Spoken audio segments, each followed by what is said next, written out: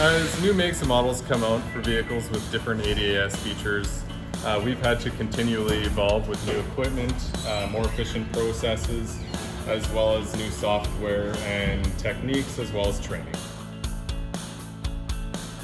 Now it's doing a pre-scan, which we do on all vehicles where we're doing ADAS calibrations.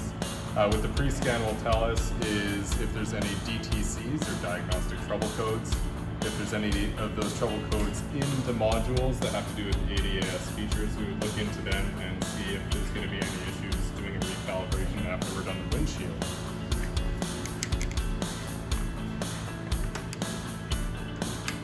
It actually tells us what to do with the frame in order to get it to the right position now, using the two targets on the back wheels.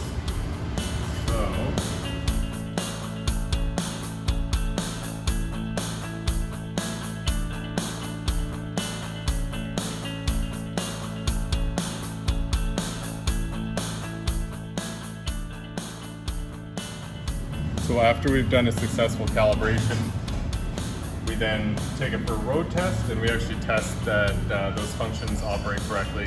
Fortunately, we can't test the forward collision alert because that's unsafe, but we go and we make sure that it's reading all the signs and the road lines properly.